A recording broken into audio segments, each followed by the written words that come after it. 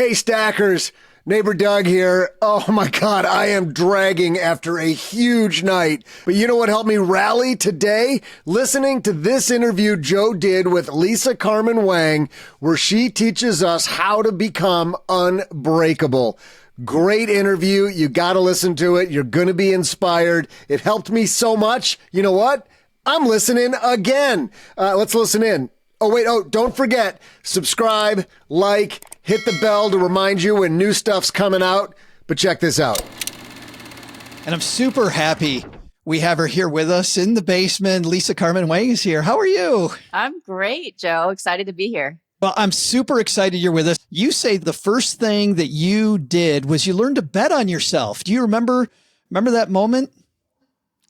Yeah. So the moment was for me, I was a gymnast for almost a decade of my life from 9 to 19. And my goal was to go to the 2008 Olympic Games. And I sacrificed everything for that dream. And I ended up missing the Olympics by 0.25 tenths of a point, which is my stomach just, that's so close. Yeah. Yeah. And it was one of those moments where it's just so painful, a complete shattering of my identity because I had banked on this for so long. And that same time when I got when I found out I didn't make the Olympics, I also got accepted into Yale University. And I ended up telling Yale that I was not going to go that year because the biggest thing was in missing the Olympic Games, it was one of the biggest losses of my young life at that time. And I just said, I realized though that my identity was not that of a gymnast. It was that of a winner and a fighter. And that was when I really just bet on myself. I was like, you know what, this is not the way my story ends. This is not the way I end this chapter. And so I ended up I bet on myself to be the best gymnast that I could possibly be for myself. And I ended up going to the Russian Olympic Training Center, trained there 9 hours a day, 9 months, came back for my final competition and swept every single gold medal and athlete of the year. And then I was like, peace. Now I'm out. Done. And you always go out on top. But I want to go back to that moment when you told Yale no, because I want people to know how much Yale meant to you. Yale meant a lot to you, Lisa. I mean, this wasn't just like, oh, I got into Yale, big deal. Yale was your dream school, you wrote. Yeah. Yeah. I had two dreams. One was to go to the Olympics, and then the other, the other was to go to a great school. And Yale was was my dream school. And I think it felt like I hadn't finished the other chapter. I hadn't finished that career as an athlete yet. And so I just didn't want to regret looking back that I hadn't put everything of myself into it before moving on and embarking into the next dream. Is there a time, I love the fact that you didn't walk away. Well, and even before I get to the question I was about to ask, I want to ask about that moment before you didn't make the Olympics. This is the World Championships, I believe. You had just amazing at the Pan Am Games for, I think, the third or fourth year in a row.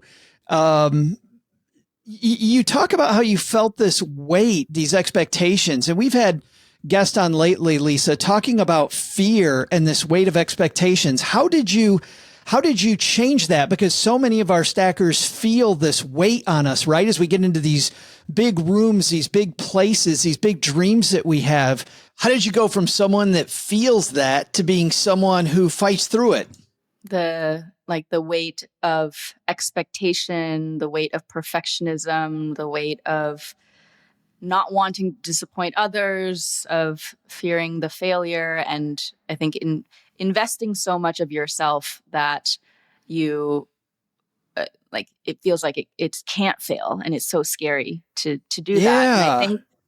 And I think that one of the number one skill that I have gained from gymnastics that I bring with me as an entrepreneur and an investor is the ability to fall and get back up again. And I think it's that when you are as a gymnast, you literally physically fall in front of thousands of people, and somehow you have to find the inner strength to put a smile on your face, get back up again, and keep going. that's when you realize that you are unbreakable, which is the first commandment of my book.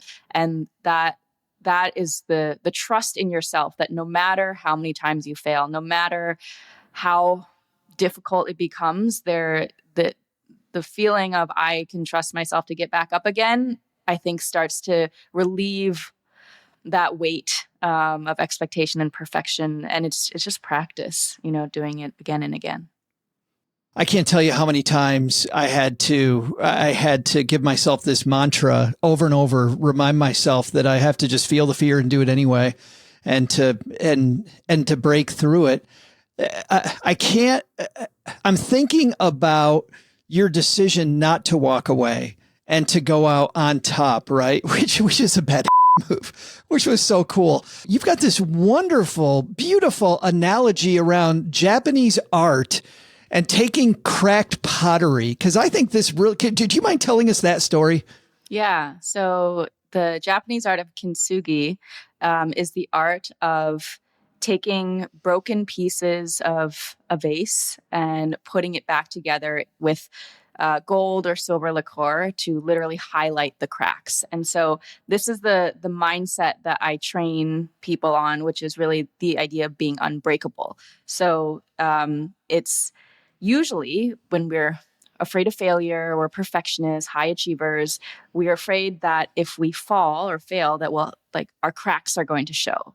And the idea of Kinsugi, I use this as a metaphor of when, in this art, when you literally break it and highlight the cracks, well, you're actually, it's makes it more beautiful than the original form. And so when we think of perfectionists, it's like there's not a single crack. It's just perfect. That actually, that is not as interesting. That is not as beautiful as something that proudly owns its cracks and even showcases it and makes it, amplifies it. The cracks make it more beautiful. Mm-hmm. It reminds me, it's not the same thing, but it reminds me, Lisa, one of my favorite quotes, and I don't even remember who said it, was, it's the cracked ones who let in the light for the rest of us, by the way, which is maybe congruent, but not the same. Last thing I want to cover is bank accounts. And you spend a lot of time talking about fairly valuing ourselves. Where do we go first when we're learning to fairly value ourselves and our worth? Well, it always goes back to self. Yeah. The first thing that I always ask people is evaluate how you invest in yourself. Do you invest in your skills? Do you invest in your business? Do you invest in self-growth? That is a very good indicator of how someone will grow, how someone will handle their money, and what their values are. So if there's a part of you that has difficulty with negotiations, difficulty with asking for money, difficult with investing, first see how am I actually investing in myself? I'd say you are your most valuable asset. And one of the stories that I share in my book is around this webinar that I took to learn how to create online courses. And this woman was created an online course that she was selling for $2,000 to teach other people how to create online courses. And when she gave the price tag, which was $2,000, all these people on the free webinar said, "Oh, this is too expensive. I don't know if I can do it." A lot of people dropped off, but she made a very valid point that if you believe you can get one client, this course will already have paid itself back. And my thought process was, of course I would get one client. So it's not even $2,000. It's free. I'm going to do the work. And so I invested in myself. I invested in that course and I turned that $2,000 into $250K. And so that was an investment in myself that I showed I am good with money. I am good with decision making. I know how to turn money into more money, which gives me confidence also as an investor and as a businesswoman. I think about that, how amazingly in society, most of us don't question a college education. It's just what we do. And yet for some degrees, the ROI is sometimes questionable, or even if the ROI could be good with that degree, we don't think about it as ROI. So we don't make sure that we take full advantage of what that university offers. And yet it's amazing that you've got a $2,000 course that can teach you specific ROI exactly what you want. You can get close to somebody who's done that before, and people are like, yeah, no, can't do it. It's amazing to me. Yeah. Yeah. I mean, it doesn't have the shine Yeah. of a college degree. It's like you gotta, and also it's like if you get it, you have to do the work. Yeah. There's no excuse. Right. I love the idea though, because what you're really alluding at is designing your own curriculum, your life curriculum, which I think for your bank account is so important. Lisa, thank you so much for helping our stackers. I really appreciate it. Awesome. Thanks, Joe. Hey everybody, Neighbor Doug here, back again. Man, I'm ready to go for the day. That got me fired up. That gets you fired up? I'm fired up. Let's go. Anyway, subscribe to our channel, like this video so a ton more people see it, and hit the reminder button, that little bell down there, so that you hear and see all of our upcoming great stuff. See you, everybody. Have a power day.